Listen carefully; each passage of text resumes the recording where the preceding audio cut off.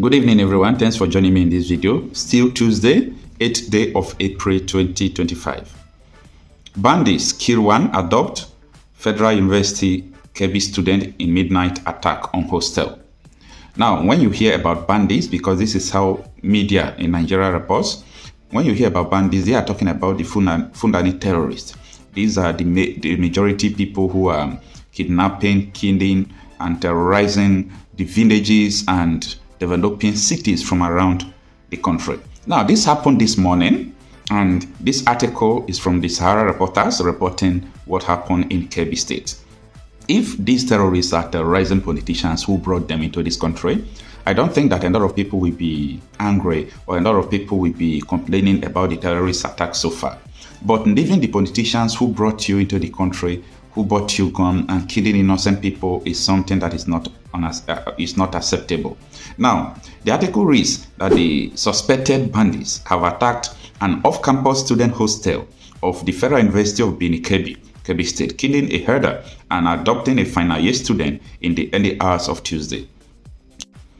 Confirming the incident, the university's public relations officer, Mr. Jamilu Magaji, said the assailants stormed the Istijaba Villa hostel in Ongowa, Jeji, Kolga local government area at around 3 a.m., catching students off guard as they slept. 5 armed men approached the students, this is the report, who were sleeping outside their rooms. The attackers demanded money, but the students explained they had none, Mr. Magaji said. According to him, the confrontation escalated as the armed men physically assaulted the students. However, in the midst of the chaos, a nearby herder identified as Madam Sidi Husseini, who had been tending to his cattle, attempted to intervene but was shot dead by the gunmen. The news agency of Nigeria reports that the bandits subsequently adopted Augustine Madubia, a 400-level student in the Department of Economics. Meanwhile, another student, Cornelius Stephen, a 200-level business administration undergraduate, narrowly escaped.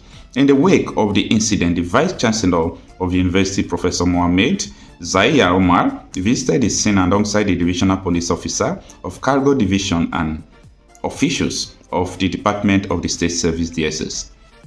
The safety and well-being of our students remain our utmost priority, Professor Zahir Omar assured during the address to the affected student. The university had also communicated the development to the governor of Kebbi State, Dr. Nasser Idris, through the office of the Secretary to the State Government and the Director of the Security Service Cabinet Office. Now, the article continues, but let me stop the article here. The issue here is that when you look at the person adopted is a Christian, the person that narrowly escaped is a Christian. Okay, so who were their target? Remember in the last video I made, I am not afraid to say this because most of these attacks, they target only Christians. So this is the issue. This is the reason why we only point at the issue of religion and Islamism, because these people will always go to places, target people who do not believe in Sharia. Okay, the two people now who were majorly affected in these campuses who are students are Christians. Okay, Augustine and the other of his mates, one narrowly escaped and one was adopted. Tell me. Anyway, I am not trying to bring a religious issue into my report, but I'm trying to talk reality out of issue that this is what is happening. Tell ourselves the truth. What is going on in the Northwest is the Hausa Fulani fight. We don't mention it. That is the bottom line. The Fulani man feels anytime he comes to town, he's molested, he's killed. The Hausa man believes that the Fulani man using his headsmen enters his farm and destroys his crops. So it's been a long time, I'm sure you're aware, it's been a long time issue that had not been addressed. So it's a political issue that should have been settled before. It had been allowed until it evolved to what it is today. Now, acts of criminality now came in. When acts of criminality came in, they felt that now, because the borders, I mentioned the issue of porous borders where weapons are moving in and out, and that's why they felt that yes, since their cows are being attacked, they too should be protected. And that's why you see major of them carrying arms. And before you know it, those that didn't have cows started into acts of armed robbery, small stealing, until it graduated to what it is now. Then the Boko Haram, with the hit they got in the Northeast, a lot of them moved. So it's a convergence of criminality that has come together to build up to what the acts of banditry. And the only way they make money is what? Kidnapping. When they kidnap, they make money. Now, the state governments, yes, in order to address that, I personally support civilian JTF. We use them effectively in the Northeast. But how did we apply them in the Northwest? What we did, the communities were the ones that identified youths that had character, that were reliable, that were honest. They brought out those names, gave the state government brought them in, profiled them with the police and the DSS, the State Security Service. And then they were now handed over to the military. They were trained with the mandate to protect their communities, not to go and attack any other person. Because one, the military, the armed forces, we are not many. We can't be everywhere. There is no country that have security forces everywhere. So their own intent is, the mandate for them is protect your community while the main forces are coming. So you delay them until that. And that's how we have used them. And frankly speaking, they've given us a lot of, because one, they know the areas very well. They know the area. They can tell you where IEDs are, which routes are clear and all this. So we use that well. But what we found out in the Northwest is a lot of this were not done. And the danger is, don't ever allow a training to be viewed, the perception of that using one ethnic group. Like I told you from the beginning, the issues were Hausa, Fulani. Now, if you have civilian JTF that is only Hausa, what would the Fulani feel? He'll feel threatened. And that is what is causing the problem. If you sit down now to look at in Katsina State, how many have been killed so far?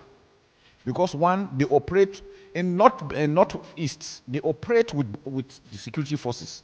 There is no operation they don't go together. So the security forces will give them that experience and the tactics to use. In this other area, they want to go alone. And you know that they've started also vendetta, starting to also settle personal scores.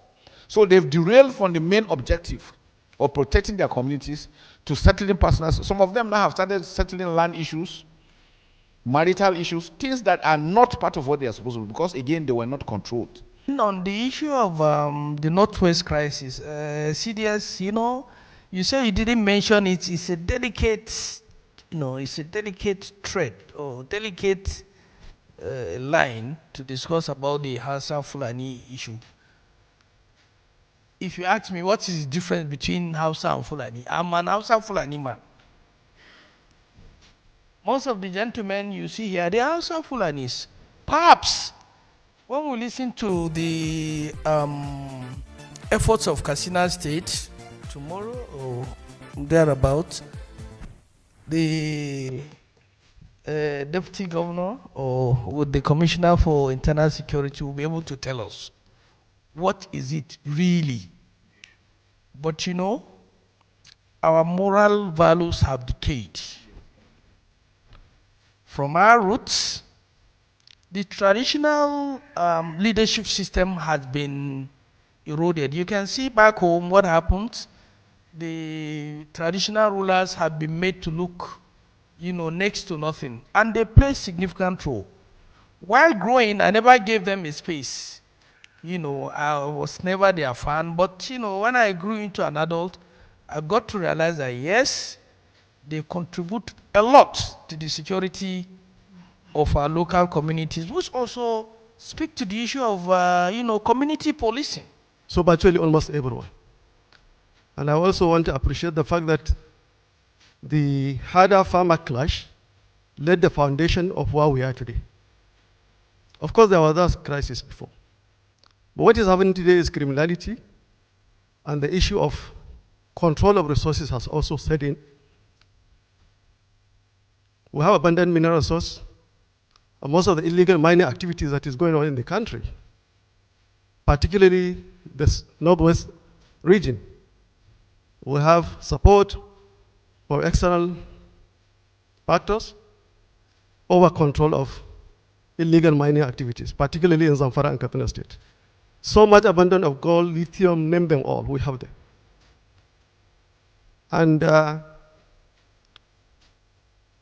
part of what we did to ensure that we support the security and try to deal with the criminality issue, we look at all that has been going on, inadequate resources, personnel and whatever on the part of the conventional security forces.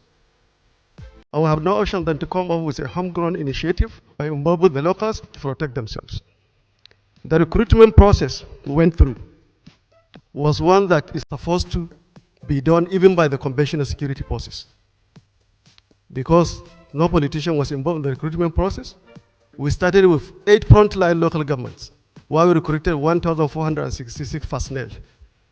And the imams, the traditional rulers, and all the other opinion leaders were involved in vetting the people that we selected.